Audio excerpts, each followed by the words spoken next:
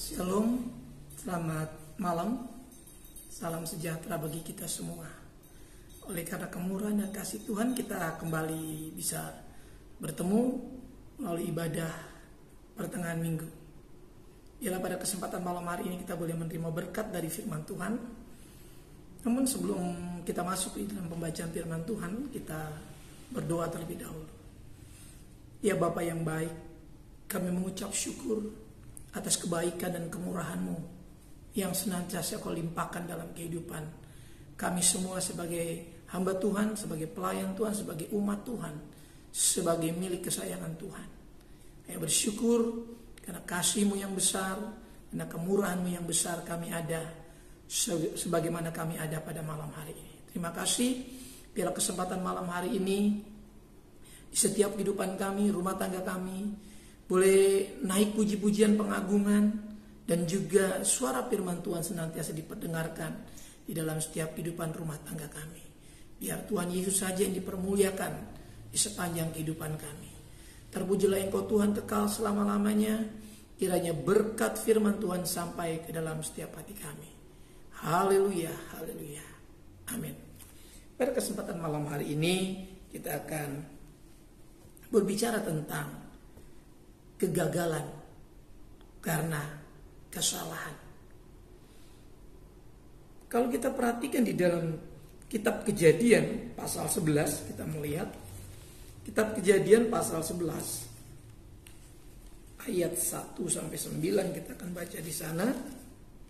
Bagaimana firman Tuhan menuliskan bagi kita sekalian betapa pentingnya kita hidup bergantung, bersandar sepenuhnya kepada Tuhan, ya, agar kita bisa mengatasi sebisa mungkin tidak terjadi kesalahan atau kekeliruan.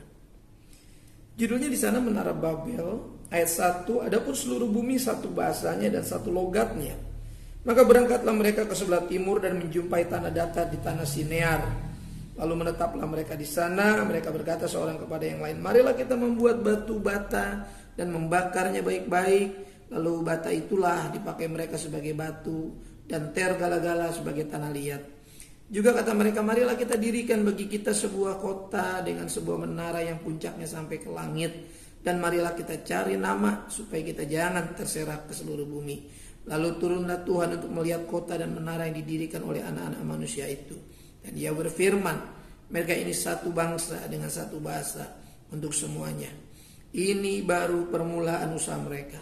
Mulai dari sekarang apapun juga yang mereka rancangkan, tidak ada yang tidak akan dapat terlaksana. Baiklah kita turun dan mengacau balaukan di sana bahasa mereka, sehingga mereka tidak mengerti lagi bahasa masing-masing. Demikianlah mereka diserahkan Tuhan dari situ ke seluruh bumi, dan mereka berhenti mendirikan kota itu. Itulah sebabnya sampai sekarang nama kota itu disebut Babel, karena disitulah dikacau balaukan Tuhan bahasa seluruh bumi, dan dari situlah mereka diserahkan Tuhan ke seluruh bumi. Bapak Ibu Saudara yang dikasihi oleh Tuhan, karena kesalahan ini gagal ya rencana manusia kala itu. Ini pelajaran penting bagi kita ya. Kesalahan itu ya telah terjadi dalam diri manusia.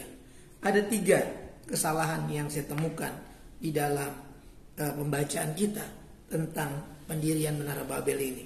Yang pertama kita melihat ayat yang keempat, yaitu kesombongan, yang seringkali membuat kegagalan dalam diri kita, ya, yaitu kesalahan yang disebut dengan kesombongan. Alkitab sudah menuliskan Tuhan menentang orang yang sombong, ya. Kesombongan, kata firman Allah, juga awal dari sebuah kehancuran. Ayat 4 dikatakan, juga kata mereka, marilah kita dirikan bagi kita sebuah kota dengan sebuah menara yang puncaknya sampai ke langit. Dan marilah kita cari nama supaya kita jangan terserak ke seluruh bumi. Ya. Di dalam Kejadian pasal 1 ayat yang ke-28 ya, itu Tuhan sudah suruh penuhilah bumi supaya manusia berpencar, berserak untuk memenuhi bumi. Tapi kita lihat di sini ada hal yang bertentangan dengan maksud Tuhan. Ya, mereka ya, bertentangan dengan kehendak Tuhan. Kesombongan mereka tidak sadari telah bertentangan dengan kehendak Tuhan. Ya, di ayat 4 ini, di pasal yang ke-11, mereka ingin melawan firman Tuhan secara tidak sadar. Ya, mereka melawan. Karena Tuhan sudah memerintahkan supaya manusia berkembang biak, beranak cuculah, dan penuhilah bumi. Tidak terkonsentrasi pada satu titik di tanah datar, ya, di tanah siniar itu. Jelas ini bertentangan. Jadi Tuhan tidak berkenan tentu. Nah, kemudian supaya mendapat nama. Padahal Tuhan sudah menyiapkan suatu nama bagi umat Tuhan sebetulnya. Ya, saya mau katakan, ini kita bicara secara umum. Manusia bertentangan dengan kehendak Tuhan. Ya, kemudian manusia ingin mencari jati dirinya sendiri. Manusia ingin menunjukkan, ya, bahwa mereka bisa, mereka mampu. Tapi itu bukan kehendak Allah. Ya, mereka juga membangun sesuatu yang mencapai langit. Katakan. Ini sebuah gambaran bahwa suatu tindakan, suatu keinginan, ya, satu maksud, ya, yang sebetulnya sangat melukai hati Tuhan kalau menurut saya. Ya, nanti saudara juga bisa menimbang sendiri. Di dalam 1 Korintus pasal 4 itu, ya, pasal 4 ayat yang ke-6 1 Korintus. Saudara-saudara, kata-kata ini aku kenakan pada diriku sendiri dan pada Apolos karena kamu, supaya dari teladan kami kamu belajar apa artinya ungkapan jangan melampaui yang ada tertulis, supaya jangan ada di antara kamu yang menyombongkan diri dengan jalan mengutamakan yang satu daripada yang lain. Kesombongan, ya, melampaui apa yang tertulis. Apa yang Tuhan sudah firmankan, ya, apa yang Tuhan sudah firmankan dan Tuhan tuliskan dalam setiap hati kita. Ya, bahwa setiap kita harus ada di dalam firman Tuhan, kehendak firman Tuhan. Ketika keluar dari firman Tuhan, pasti kita merasa bahwa kita bisa lakukan apa saja. Ya, melampaui apa yang tertulis. Apa yang sudah difirmankan Tuhan, manusia dikatakan harus berserakan, ya, harus memenuhi bumi, harus berpencar. Tidak terpusat pada satu titik, satu tempat. Dan mereka menjadikan satu, ya. Ini bukan kehendak Tuhan, ya. Kadang-kala kita lihat mungkin baik, ya, ya, tapi tidak menurut Tuhan. Jadi jelas manusia telah menjadi sombong. Juga dikatakan di dalam Roma pasal 12 ayat 16, Roma 12 ayat 16, hendaklah kamu sehati sepikir dalam hidupmu bersama. Janganlah kamu memikirkan perkara-perkara yang tinggi, tetapi arahkanlah dirimu kepada perkara-perkara yang sederhana. Janganlah menganggap dirimu pandai. Di dalam perjanjian baru, kita orang-orang pasti ingatkan supaya apa yang terjadi ribuan tahun di zaman Babel didirikan, itu tidak terjadi lagi pada umat Tuhan, pada gereja Tuhan. Jangan ada orang yang merasa mampu, merasa pandai, ya, lalu berpikir dengan perkara-perkara yang tinggi, ingin sesuatu yang mencapai langit, ya. Perhatikan, Tuhan bisa bawa kita naik tinggi asal kita percaya. Tapi ketika kita berkeinginan, ya, melampaui apa yang tertulis. Lucifer itu jatuh karena melampaui batas-batas yang sudah ditetapkan. Malaikat itu bergerak pada batas-batas yang sudah ditetapkan oleh kedaulatan Tuhan. Ketika itu menyimpang, ya, malaikat sekalipun harus disingkirkan. Ya, perhatikan. Namun kita orang-orang saleh Tuhan, orang-orang percaya Tuhan, tentu diajar oleh firman Tuhan. Ya, ya, kita percaya bahwa kita di dalam tangan Tuhan. Kita bukan Lucifer. Ya, kita taat pada Tuhan. Kita taat pada aturan Tuhan. Kita taat kepada firman Tuhan. Lucifer telah menjadi pelajaran buat setiap kita. Orang-orang di zaman Babel didirikan itu menjadi pelajaran bagi kita. Ada yang tidak patut kita contoh di sana. Ya. Apa yang tertulis dari firman Tuhan itu penting ditulis supaya menjadi pelajaran. Supaya apa yang patut dicontoh harus dicontoh. Apa yang tidak patut untuk tidak dicontoh, jangan dicontoh. Itu firman Allah. Jadi firman Allah menuliskan secara keseluruhan. Sampai hal-hal yang tidak patut pun ditulis supaya menjadi pelajaran, supaya jangan ditiru, ya. Tapi hal-hal yang sesuai dengan kehendak Allah itulah yang harus kita lakukan. Kita percaya itu, maka firman Allah betul-betul akan menolong kita. Ketika kita menyepelekan firman Allah, lalu kita bertindak sendiri dengan kemampuan kita, inilah yang terjadi, menjadi sombong. Yang kedua, kesalahan yang kedua, tidak bertanya kepada Tuhan, ya. Mereka berencana, ya mereka berencana saja. Dan mereka kemudian langsung bertindak. Perhatikan ayat yang ketiga, kita lihat. Dikatakan apa di ayat yang ketiga? Kita baca kembali ayat yang ketiganya. Mereka berkata, perhatikan, mereka bukan berkata kepada Tuhan, ya mereka bukan mendengarkan Tuhan, tapi mereka berkata seorang kepada yang lain. Mereka diskusi, ya mereka berbincang-bincang sesama mereka, tidak meminta pendapat Tuhan. Marilah kita membuat batu bata dan membakarnya baik-baik. Lalu bata itu dipakai mereka sebagai batu dan tergala-gala sebagai tanah liat. Perhatikan, mereka bertindak begitu saja. Mereka langsung bertindak tanpa instruksi Tuhan. Mereka berencana, ya mereka berencana begitu saja. Nah, kadang saya katakan tadi, biar itu baik sepertinya ya, tapi belum tentu itu dikehendaki oleh Tuhan. Ini menjadi pelajaran penting. Apa yang menurut kita mungkin baik, belum tentu itu dikehendaki Tuhan. Ya, kehendak Tuhan memang untuk kita melakukan hal yang baik. Tapi apa yang menurut kita baik, ya, harus kita pastikan apakah itu di dalam kehendak Tuhan. Apakah yang kita anggap baik itu tidak bertentangan seperti di poin pertama tadi dalam hal kesombongan. Apakah itu tidak bertabrakan dengan tujuan Tuhan. Ketika Tuhan suruh manusia itu penuhi bumi, tapi di ayat ini manusia mau berpusat pada satu titik, ini bertentangan. Ya, maka ketika kita juga mungkin punya niatan baik dalam hati kita, pastikan bahwa itu juga kehendak Tuhan. Supaya apa? Supaya kita tidak dipersalahkan. Karena saya katakan kegagalan itu karena kesalahan seringkali. Ya, seringkali karena kesalahan-kesalahan. Bapak Ibu, saudara dikasih oleh Tuhan, di ayat yang ke-7 kita lihat. Baiklah kita turun dan mengacau balaukan di sana bahasa mereka, sehingga mereka tidak mengerti lagi bahasa masing-masing. Ya, tentu ketika manusia ingin menjadi satu, ya, ingin menjadi satu, kelihatannya baik. Tapi kalau menjadi satu di dalam kehendak Tuhan, Tuhan yang menghendaki menjadi satu, tentu tidak akan bertentangan. Tapi kalau berdasarkan kehendak manusia, ya, mereka ingin menyatukan satu bahasa.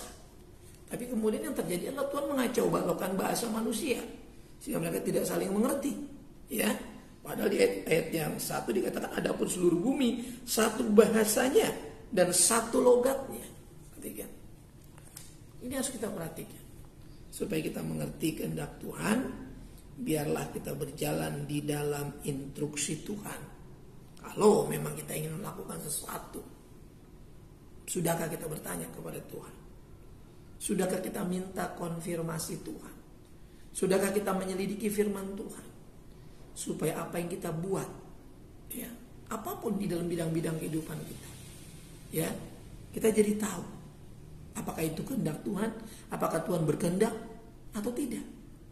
Sehingga kalau terjadi kegagalan, kalau itu memang tidak sesuai, sudah dipastikan itu kesalahan kita. Ya, karena kita mungkin bertabrakan dengan kehendak firman Tuhan, bertentangan dengan kehendak firman Tuhan. Maka bertanya kepada Tuhan ini menjadi sangat penting sekali, ya. Menjadi sangat penting sekali, ya, tidak langsung bertindak begitu saja, ya, tidak langsung berencana begitu saja, ya. Tentu saya juga sering mengalami hal itu. Makanya kemudian kita harus memastikan diri supaya kita tidak berulang-ulang, ya, berada dalam sebuah pemahaman yang keliru. Saya manusia biasa sama seperti saudara. Iya, seringkali kita terburu-buru berencana, tapi kemudian kita menyadari sebagai hamba Tuhan kita berdoa, ya, minta ampun sama Tuhan. Apakah ini betul, ya, rencana ini betul sesuai dengan kehendak Tuhan? Apakah kalau saya bertindak sudah tepat timingnya, sudah tepat waktunya, momentumnya untuk bertindak? Apakah waktu kita bertindak itu sudah sesuai dengan momentumnya Tuhan? Ya. Di dalam momen, ya, menjadi catatan penting waktu kita bertindak itu.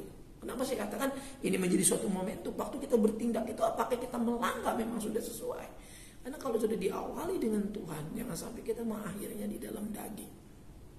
Ya, kalau sudah mengawali di dalam daging, ya, bertindak semau sendiri, berencana sendiri, ya, sudah dipastikan itu kehendak daging. Jadi mari kita pahami ini, ya, supaya di momen-momen apapun kita melakukan rencana, di momen-momen apapun yang menjadi suatu peringatan bagi kita, ya. Karena ini hal yang penting untuk kita perhatikan. Ya, tentu kehendak Tuhan harus dikedepankan. Ya, di dalam membangun segala sesuatu, apapun yang kita bangun dalam aspek kehidupan kita. Kalau di sini mereka membangun menara, ya mungkin kita tidak membangun menara, tapi kita membangun hal-hal lain dalam aspek kehidupan kita. Sudahkah ya itu tidak bertentangan? Kita selidiki. Sudahkah ya itu tidak ada niatan-niatan lain untuk menyombongkan diri? Harus kita selidiki. Sudahkah kita merencanakan ini di dalam kehendak firman Tuhan? Sudahkah kita berpikir kalau kita bertindak nanti saya harus mengawalinya dengan berdoa, dengan pendapat Tuhan, dengan petunjuk Tuhan, sehingga kita bisa menghindari kegagalan, ya, kita bisa mengatasi kegagalan, ya, kita selalu menghadapi hal-hal ini, ya, sehingga kita bisa menghindari, ya, berada di jalurnya Tuhan itu termasuk menghindari. Tapi kalau kita tidak mengandalkan Tuhan, kegagalan tidak bisa dihindari. Kesalahan tidak mungkin bisa disingkirkan. Pasti kita akan lakukan kesalahan. Tapi kalau kita bersama dengan Tuhan, merencanakan segala sesuatu, menyerahkan hati dan kehidupan kita, pikiran kita, sehingga kita tidak terjebak dalam kesombongan, dalam tindakan-tindakan yang dianggap lancang, mungkin terlalu berani, terlalu berspekulasi dengan kehidupan ini. Kehidupan ini bukan spekulasi, ya. Kehidupan kita bukan spekulasi. Kehidupan kita pasti. Kita tidak untung-untungan, ya. Untung-untung berhasil lah, tidak. Ya untung-untung gol lah, ya. Ya untung-untung tidak. Ini pasti bersama Tuhan kita pasti, ya. Jadi mari tolong mengerti hal ini. Yang terakhir, ya, yang terakhir. Setelah kita mengerti bahwa tindakan Tuhan itu ada, di mana Tuhan akan turun mengacaukan waktu itu. Ya, dalam kehidupan kita juga Tuhan bisa turun dan bertindak, mencegah kita untuk tidak terus jatuh dalam kesombongan, mencegah kita untuk tidak terus bertindak yang seringkali tidak bertanya sama Tuhan. Ini harus dicegah. Tuhan harus turun tangan, Tuhan harus bertindak turun dan mengacaukan waktu itu, mencegah itu terjadi, ya, sehingga mereka kemudian menghentikan pembangunan itu. Maka orang menamakan tempat itu Babel. Sampai sekarang kata firman Allah dituliskan seperti itu. Pada waktu itu dituliskan. Kenapa? Karena Tuhan turun yang menghentikan proyek itu. Ya, yang sampai Tuhan turun mencegah proyek, ya. Yang kalau memang kita sudah niatan baik, ya, biar apa yang itu boleh terlaksana dengan baik. Sehingga kalau sampai Tuhan turun cegah, pasti ada kesalahan. Ada hal yang akan melawan Tuhan, ada hal yang akan bertentangan dengan Tuhan. Sehingga Tuhan harus mencegah kita. Tapi kita berdoa supaya apa yang kita sudah rencanakan memang tidak ada di dalam kesombongan dengan maksud-maksud sombong. Ya, tidak juga ada niatan-niatan untuk menyepelekan Tuhan tanpa bertanya, tidak ada. Jadi kemudian Tuhan akan turun, justru bukan mengacaukan, Tuhan akan turun dan turut bekerja membantu kita. Ya, karena kita mengasihi Tuhan. Allah turut bekerja dalam segala sesuatu untuk mendatangkan kebaikan. Tentu untuk kebaikan kita. Dan kemudian Tuhan pasti akan dipermuliakan di sana. Bagi siapa? Bagi mereka yang mengasihi Dia. Saudara, orang-orang yang dikasih, saya dan saudara orang-orang yang dikasih, Tuhan turut bekerja di dalam kita untuk mendatangkan kebaikan bagi kita dan bagi kemuliaan Tuhan. Yang terakhir, ya, kita melihat mengandalkan kemampuan sendiri, ya. Orang-orang yang mengandalkan kemampuan sendiri, ya, ini akan sulit, saudara. Akan sia-sia kalau menurut saya. Karena kemampuan kita tidak seberapa. Dan kita gak banyak tahu apa-apa sesungguhnya tentang apa yang ada di dunia ini. Tapi Tuhan yang kita sembah tahu segala-galanya. Ya, maka orang-orang yang mengandalkan Tuhan, ya, tidak mengandalkan kemampuan sendiri, ya, kecil kemungkinan untuk mendapatkan kesia-siaan. Kan di dalam Tuhan, bersama Tuhan, melibatkan Tuhan, tidak akan menghasilkan kesia-siaan, ya. Mereka berhenti membangun. Kita melihat tadi di ayat tadi, ya, ayat yang ke-8. Demikianlah mereka diserahkan Tuhan dari situ ke seluruh bumi, dan mereka berhenti mendirikan kota itu. Perhatikan, mereka berhenti membangun. Saudaraku, berhenti membangun itu sesuatu yang tidak enak. Ketika seseorang sudah separuh jalan, tiba-tiba terhenti, itu bukan sesuatu yang enak. Dan tentu ini nggak boleh terjadi ketika saudara sedang membangun sesuatu, sedang mengerjakan proyek sesuatu sebagai orang percaya. Kalau kita sudah melibatkan Tuhan, tidak ada dalam kesombongan, dan kita selalu bertanya kepada Tuhan, ya Tuhan turun tidak untuk menghentikan, dan kita juga tidak akan menghentikan. Kita akan terus melaju ke dalam rencana dan kehendak Tuhan yang memang juga kita sudah selaraskan dengan firman Allah. Jadi kita tidak akan berhenti, kita akan terus berjalan melaju, membangun, ya. Membangun itu banyak, saudara. Kalau di sini membangun menara, kita bisa membangun rumah tangga, membangun usaha bisnis, ya. Apalagi membangun masa depan, itu juga membangun. Ya, membangun kehidupan rohani jauh lebih penting. Jangan sampai kita terlalu sibuk dengan proyek-proyek kehidupan kita. Kita sampai lupa bahwa Tuhan punya proyek dengan kita dalam kehidupan kekal di dalam diri kita yang akan dikerjakan itu oleh Roh Kudus lewat firman yang selalu kita dengar. Berapa orang saya katakan telah berhenti dengan proyek ini. Mereka hanya cukup dengan merasakan, ya Tuhan baik, Tuhan mudahkan segala sesuatunya. Ya, Tuhan mudahkan segala sesuatunya. Ya, untuk makan minum gak kekurangan, untuk investasi apapun bisa, untuk keuangan apapun tidak kekurangan. Tapi ada sesuatu yang mereka lupakan, orang-orang seperti ini. Mereka gak tahu bagaimana membangun hidup kekal dalam imannya. Karena hidup kekal ini harus kita yakini dan harus kita kerjakan dalam diri kita menurut kehendak Allah, yaitu tanggung jawab hidup kita dalam mentaati firman Allah, dalam mengerjakan apa yang kita yakini. Karena ini kehidupan Kristen harus dihidupkan, harus dihidupi juga, ya, sehingga kita tidak akan berhenti dan kita akan terus melangkah dalam rencana Tuhan. Kita nggak akan berhenti hanya karena Tuhan memberkati kita. Tuhan itu tidak pernah tidak memberkati. Kalau ada di antara kita yang merasa tidak diberkati, kita nggak paham tentang Tuhan. Saya nggak paham 100% tentang Tuhan, tapi saya tahu Tuhan nggak berhenti memberkati. Karena saya melihatnya besar kecil, banyak sedikit, saya nggak akan persoalkan. Karena saya tahu kalau saya masih ada, bisa melakukan sesuatu, terlebih bisa melayani Tuhan, itu berkat. Sekali waktu saya mungkin nggak bisa lagi seperti ini, tapi saya sudah tahu artinya, saya sudah tahu maksudnya kenapa. Ya, mungkin tidak akan mengenakan bagi kita secara daging, secara jasmania, secara tubuh lahiriah kita. Tapi kita tahu, selalu saya katakan, suka atau tidak suka kita harus menerima.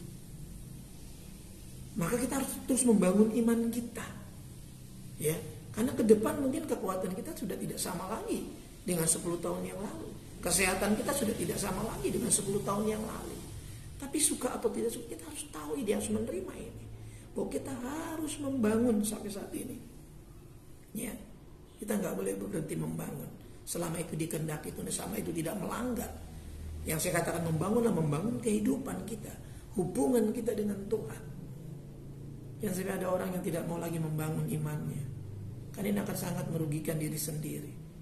Ya, kita ketika saya sebagai suami tidak mau membangun, istri saya tidak dirugikan sebetulnya, anak-anak saya tidak dirugikan. Yang paling dirugikan adalah saya sendiri yang telah menjadi percaya, kalau saya tidak membangun kepercayaan saya. Karena soal keselamatan, soal pribadi, soal hidup kekal, soal pribadi. Tapi ketika kita masih diberikan mandat untuk mengajarkan, memberikan contoh teladan, lakukan dengan penuh tanggung jawab. Karena pada akhirnya kita tidak lagi bisa mungkin memberi teladan dalam hal yang satu, tapi dalam hal yang lain. Misalnya, ketika kita sudah tidak lagi bisa berbuat apa-apa secara fisik karena kelemahan tubuh, tapi kita masih bisa menasihati secara rohani, itu pun membangun, itu pun tanggung jawab. Maka saya selalu mengingatkan, jangan buat menjadi sia-sia kasih karunia Tuhan. Karena nanti akan banyak orang harus mengaminkan kata-kata ini. Wah, sayang, saya telah banyak menyia-nyiakan kesempatan kasih karunia Tuhan. Semestinya dulu harusnya saya setia. Semestinya dulu seharusnya saya melakukan firman Allah. Tapi sekarang saya sudah tidak bisa. Saya sudah tidak punya kekuatan. Saya sudah tidak punya waktu. Saya sudah tidak punya apa-apa lagi untuk saya lakukan. Jangan sampai itu keluar dari setiap mulut kita. Tapi baiklah setiap kita menyadari hari ini, apa yang dapat kita kerjakan selama itu masih ada. Selama masih ada kesempatan. Jangan tunggu sampai semua menjadi sia-sia. Kata firman Allah, jangan sampai ya menjadi sia-sia kasih karunia Tuhan. Ya, memang bisa jadi sia-sia kalau setiap kita tidak merespon apa yang disebut dengan rencana Tuhan. Darahku yang dikasih oleh Tuhan, kehendak Tuhan tidak mungkin gagal, ya. Walaupun manusia coba menggagalkannya, tidak mungkin. Kalau memang itu kehendak Tuhan, tidak mungkin gagal. Itulah sebabnya ayat 9, sampai sekarang nama kota itu disebut Babel, karena disitulah dikacau balaukan Tuhan bahasa seluruh bumi, dan dari situlah mereka diserahkan Tuhan ke seluruh bumi. Perhatikan, setelah Nuh mengalami keselamatan, Nuh dan anaknya, menantunya itu diselamatkan. Dari sinilah berpencar dikatakan menjadi bangsa-bangsa. Sem, Ham dan Yafet dan keturunannya tersebar menjadi bangsa-bangsa yang Alkitab sebut kaum, suku, bahasa dan bangsa. Jadi kalau ayat dalam Kejadian 11 ini ada orang, ada sekelompok manusia di tanah Sinear yang akan membangun suatu peradaban dengan satu bahasa satu. Perhatikan, di situ sudah bertentangan dengan rencana Tuhan setelah penyelamatan lewat air bah. Ya, bumi dimusnahkan waktu itu, segala yang hidup dengan hujan, dengan air yang begitu dahsyat. Dan kemudian Allah membuat perjanjian, dan Allah memberkati menjadi bangsa-bangsa, menjadi kaum, suku dan bahasa yang tersebar, terserak seluruh bumi. Allah, Tuhan kita, Elohim kita, kehendaknya baik, ya. Kehendak Tuhan tidak mungkin gagal, walaupun manusia coba menggagalkannya. Maka yang paling bijak, ya, apa yang dikatakan Rasul Yakobus dalam pasal 4 tulisan ayat 15. Sebenarnya kamu harus berkata, jika Tuhan mengendakinya, kami akan hidup, perhatikan, dan berbuat ini dan itu. Setiap orang juga harus sadar, ya, kalau kita masih hidup, ya, itu karena Tuhan. Kita harus sadar sebagai orang-orang yang hari ini masih ada. Kalau kita belum dipanggil Tuhan, saya mau kasih tahu, sebenarnya itu kehendak Tuhan. Ada maksud Tuhan. Kenapa saudara dan saya masih ada? Kok saudara dan saya nggak taat, kok masih ada, nggak diapa-apain sama Tuhan? Kenapa? Ini kesempatan supaya kita sungguh-sungguh, supaya kita bertobat, kembali ke jalan yang benar, ya, kembali ke jalan yang benar. Jangan kita merasa sombong karena kita sudah Kristen, jangan.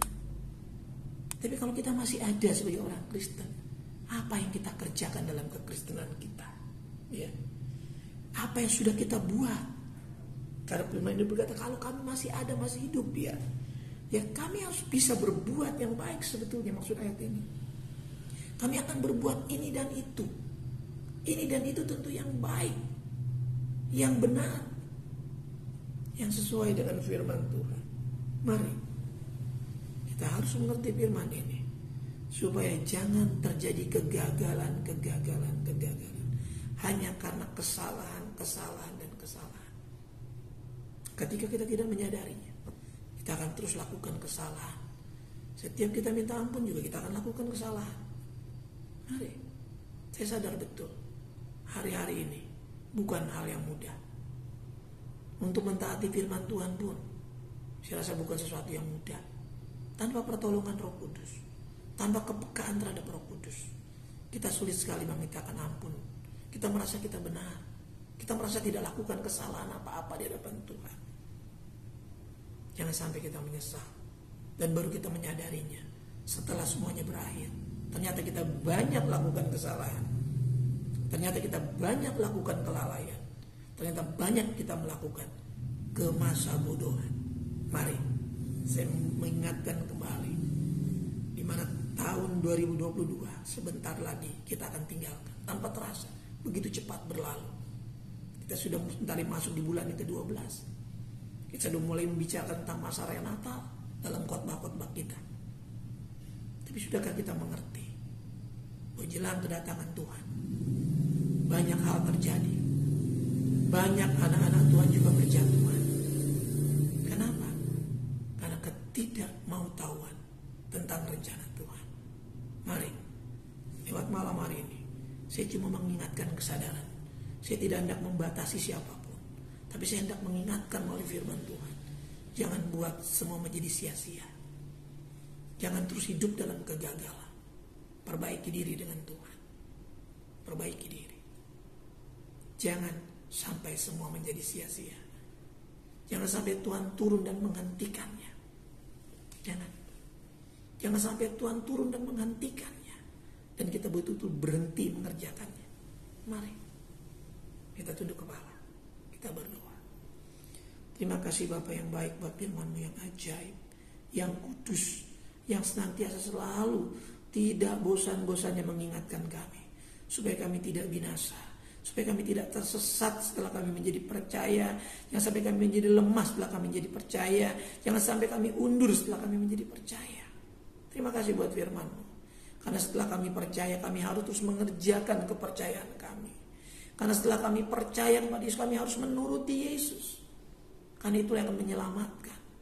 Tanpa menuruti kehendak Yesus, kami tidak mungkin akan dikenal dalam kerajaan Yesus Kristus. Tolong kami semua Tuhan. Jangan ada di antara kami yang masa bodoh dengan firman Allah. Karena barang siapa meremehkan firman, kata firman Allah, mereka harus menanggung konsekuensi atau akibatnya. Jangan sampai itu terjadi Tuhan. Yang berdoa umat-Mu semua diberkati oleh firman Allah. Umat-Mu peka terhadap perintah firman Allah. Dan umat-Mu juga sadar senantiasa. Kami semua umat Tuhan sadar akan peringatan-peringatan Tuhan. Terima kasih. Buangkan hati yang keras, berikan hati yang lemah lembut. Buangkan hati yang kotor, berikan hati yang bersih, hati yang suci. Untuk mendengarkan Tuhan. Karena kami percaya tanpa kekudusan, kami tidak mungkin menghadap dan berhadapan dengan Tuhan. Terima kasih buat kami terus memandang kemuliaan Tuhan. Maka di jemaat yang hari ini sakit dan kelemahan tubuh, Bapak ajar mereka juga percaya bahwa mereka punya iman untuk percaya pada mujizat. Jangan di antara kami yang sakit hari ini mengandalkan pikiran, mengandalkan kekuatan, merasa hebat, merasa mampu. Ketika kami sakit, ketika kami lemah, kami diajar untuk mengandalkan Tuhan dan merendahkan diri di bawah tangan Tuhan yang kuat. Terima dengan iman kesembuhan daripada Tuhan. Iman-Mu menyembuhkan, iman-Mu memulihkan di dalam nama Yesus. Dalam nama Yesus. Ajar kami seperti Hizkia Tuhan. Ketika kami lemah sakit, bahkan hampir mati, kata firman Allah, Hizkia berdoa, menangis sejadi-jadinya. Dan Tuhan berbelas kasih. Dan Hizkia diperpanjang umurnya. Tuhan tolong setiap kami beriman, beri hati yang percaya kepada perkataan firman Tuhan. Yang dalam kekurangan juga Tuhan cukupkan berkati. Dalam kesulitan ekonomi keuangan juga Tuhan buka jalan. Yang belum mendapatkan pekerjaan, berikan pekerjaan. Yang belum mendapatkan teman hidup, Tuhan buka jalan, pertemukan. Yang sudah siap membangun rumah tangga, Tuhan memberkati. Yang sudah berumah tangga, Tuhan jaga lindungi. Yang sudah bekerja juga Tuhan berkati. Engkau yang mempromosikan, Engkau yang melindungi. Dan ajar kami juga untuk tahu menghormati Tuhan. Kalau Tuhan sudah membawa kehidupan kami, mencapai prestasi hidup kami, jangan biarkan kami melupakan Tuhan. Ketika kami kekurangan juga, jangan biarkan kami mengutuki Tuhan. Terima kasih Tuhan buat berkat-Mu. Para suami, para istri Tuhan berkati dengan keharmonisan. Anak-anak berkati dengan kekuatan, hikmat, kecerdasan, keberhasilan, dan takut akan Tuhan. Sehingga kami semua orang-orang tua boleh mengajarkan takut akan Tuhan kepada setiap generasi kami. Para lansia, janda, duda, single parent Tuhan hiburkan. Berkati dan kuatkan. Tanpa suami, tanpa istri juga Tuhan tetap menghibur mereka. Karena Engkaulah menjadi pribadi penolong, penghibur, dan yang menyertai senantiasa. Kuatkan. Berikan umur panjang, badan sehat semua. Untuk melihat hari-hari yang baik yang dikatakan Tuhan. Terima kasih. Terpujilah Bapa Tuhan kekal selama-lamanya. Rencana-rencana kami dalam gereja ini menghadapi masa raya Natal, persiapan Natal dan tahun baru ini kami serahkan ke dalam tangan Tuhan. Juga jemaat yang melangsungkan pernikahan juga Tuhan persiapkan. Cuaca keamanan keselamatan. kami serahkan ke dalam tangan Tuhan. Organisasi kami, di mana kami ada tumbuh dan berkembang juga Tuhan berkati. Proyek-proyek gereja yang akan diadakan juga Tuhan, baik perbaikan sarana musik, perbaikan fisik gedung gereja, atap, plafon, maupun lantai dan bagian-bagian lain akan diperbaiki. Memberkati tim yang akan bekerja, panitia yang akan bekerja nantinya juga Tuhan memberkati. Terima kasih. Persembahan-persembahan yang kami persembahkan setiap pertengahan minggu ini juga boleh berguna bagi pekerjaan untuk menopang pelayanan ini. Terima kasih. Berkati bangsa negeri kami, kota kami, pemimpin-pemimpin kami. Sejahterakan kota kami, sejahterakan negeri kami. Karena kesejahteraan bangsa, kesejahteraan kota adalah kesejahteraan kami juga. Kumpulkan malam ini di rumah tangga masing-masing untuk melewati malam ini. Yang masih dalam perjalanan, dalam pekerjaan juga lindungi semua. Tibakan di rumah dengan selamat. Pertemukan kami dalam waktu-waktu yang Tuhan sudah tetapkan. Jemaat yang dikasih Tuhan, buka kedua belah telapak tangan kita. Arahkan hati kita kepada berkat Tuhan. Turunlah kiranya anugerah damai sejahtera dari Bapa kita yang di surga. Kasih sayang dan kecintaan dari pengantara yang hidup yaitu Tuhan Yesus Kristus. Persekutuan keintiman Roh yang Maha Kudus menyertai saya, menyertai saudaraku sekaliannya. Mulai malam hari ini sampai fajar Maranatha, menjemput kita di awan-awan yang permai. Dalam berkat nama Tuhan Yesus Kristus kita ini berkati Tuhan, sama-sama katakan amin. Tuhan berkati kita. Shalom.